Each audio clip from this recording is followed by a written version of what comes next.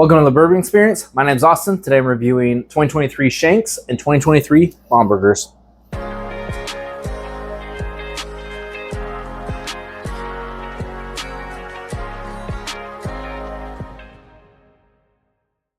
I'm going to be reviewing the 2023 Shenks and the 2023 Bombergers from Michter's. Before I do that, if you could please subscribe to the channel. It really helps me out a lot. I do a lot of giveaways on this channel, and I'm actually going to be doing a giveaway of both of these. So stick around to the end of the video to figure out how to get entered to win a sample of each. Also, I normally release videos on Mondays and Thursdays. Last Thursday I wasn't able to. I was getting ready for a whiskey festival and some other stuff. Life kind of got in the way. And yesterday I was supposed to release. Today's Friday. I ended up coming down with a migraine, went to urgent care, was sick for a couple days, so it was all bad. So my consistency hasn't been as good as I would like it to be, but hopefully that's all squared away now and I'm back on track. That being said, I'm going to be moving my releases to Tuesdays and Fridays. The schedule works better for work, and hopefully that will help me with any consistency issues. All that's out of the way. Now let me get into this. So I'm going to start off with the Shenks because it is 91.2 proof and the Bombergers is 108. So I'm going to start with the lower proof one. This comes from Michter's, just like the Bombergers. They have similar labels. They come out at the same time, and I believe the 2024s are probably getting close to getting released if they haven't yet. So I want to do a review of the 23s, see if it's worth it, see if they're any good, see what's up with them. Now this says Shenk's Homestead, and it says Kentucky Sour Mash Whiskey. It doesn't actually say bourbon on here, so I'm not sure if this is a burr rye or if there's some other mash bills that come into play with this, or maybe if they use previously aged barrels. I'm not sure. I haven't dug a totally deep dive on Shenks. It's just never been something that I've really gone down the rabbit hole on. It's just interesting to note that it doesn't say bourbon on there. Let me know if you know why. I'm guessing it's a burr rye, but I don't know that. That's just pure speculation.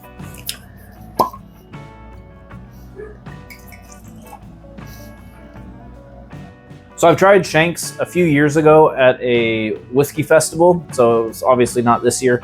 And I remember, it was at the very end of the night, we had been drinking a bunch of barrel proof stuff, all kinds of stuff, and it didn't really stand out to me, but low proof at the end of the night where we're drinking all kinds of super rare barrel proof stuff, it makes sense that it didn't shine through to me at the end. I tried this year's a while ago, and I was actually pretty impressed with it from what I remember. Yeah, man, that's just that's a good nose. That's nice. There's a little bit of a earth thing, a little bit of a caramel apple, a little bit floral. All those lead me to believe that it might be a burr rye, and that's why they call it they don't call it bourbon, because some of those rye characteristics are coming through, at least on the nose. Yeah, there's a little bit of a mustiness or kind of a funky oak thing in there. But yeah, let me get into it. That's really nice.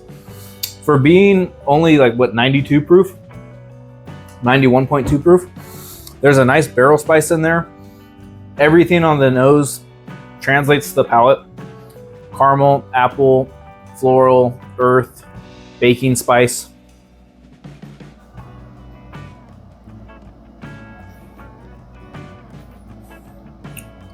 That's really good. I don't know. There's almost like kind of a sour wood thing maybe on the finish now, or almost like a vinyl or plastic kind of taste to it. That's not my favorite, but it doesn't like overpower it by any means. So all in all, this is really nice. Yeah, maybe like a little bit of a red fruit. It almost reminds me of maybe like a Blanton's, something like that, similar. That's really nice. I don't know if it's worth the price tag. I don't know if it's certainly not worth secondary, whichever that is. I think I got this for like $120 or somewhere around there. There's nothing wrong with it. It's great. This is a great whiskey to start the evening with. And if you're only going to have one for the night and you're not going to have something that's going to like blow your socks away later, and this is all you have all night long, you'll still be happy with that too. So all in all, that's better than I remembered and better than I expected. So that's good. Let's move on to the Bombergers. 108 proof. We got the bourbon back in here. And it's funny, on the label, they actually bolded the bourbon on there. So yeah, we're back to a bourbon. Bomberger's declaration is what it says. I think they all say the declaration on there. 108 proof, like I said. The color is certainly darker than... Yeah, I'd say the color is darker on the Bombergers. Oh, wow. The Bomberger smells great. It's got this brown sugar. It's got this oak, caramel, all your basic bourbon stuff, I know. But it's definitely darker. There's almost a perfumey thing, or even like a grapey thing. It almost... just on the fresh crack, and I do a lot of fresh cracks, and I'm considering maybe moving on to not having so many fresh cracks because they change so much after they've been open for a while. But just off the rip, there's almost a Buffalo Trace Smash Bill 1 quality to this, like a grape savory thing. Man, it smells great.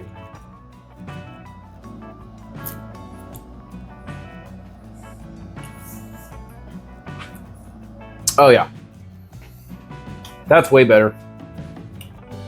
The fruit, the dark sugar, the oak, the barrel spice.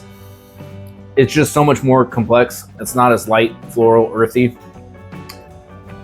This is more in my wheelhouse of what I prefer. Oh, man.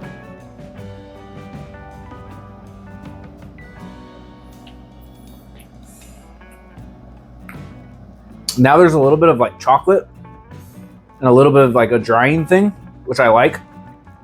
Maybe like some espresso bean or something in there. Just some darker flavors on the finish. There's this weird vinyl plastic note too in this as well. So maybe that's just something I get from Michter's that I haven't really noticed before. Or maybe a lot of the other Michter stuff that I drink is sourced because they're older stuff, older releases. And I'm guessing this is their distillate. I don't know that for a fact, but I think it probably is. Or like the Michter's 10 and some other stuff is sourced from them. Or sourced by them. From them? By them? They source those barrels. Yeah. All right, the sample giveaway for this is going to close Monday, June 21st. So in like 3 days at noon. I use a randomizer and I go through the YouTube comments. I pick a randomizer and the corresponding number to whatever comment that is how I divvy this out. Then I try and find people on Facebook. A lot of times it's easier to do that. And then I reach out, coordinate it, and send it out. I've sent out a Weller Flight, Maker's Mark, Cellar Aged with the SC4 PR5 as well. Thomas H. Handy, the 2022 and 2023, and some other stuff. So I'm big on samples. I'm big on sharing. That's what you got to do. Like this video. Comment what your favorite Michter's product is. Subscribe to the channel. That's the big one. If I get to 200 subs off of this video, so by Monday, I will do it twice. So one lucky person will get a 2 ounce of both of these, and then if I hit 200, I'll do it again. So 2 people will get 2 2-ounce samples. Hopefully I didn't make that too confusing.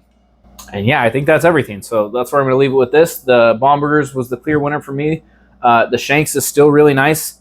You know, if these pop up at retail at a local store of mine and I'm fortunate enough to grab one for this year, I probably will. If not, I'm not going to lose any sleep over it. But yeah, so that's where I'm going to leave it. As always, the bourbon experience is all about good pours and great times with whoever you're with. Whiskey meant to be enjoyed, so crack those bottles. Cheers.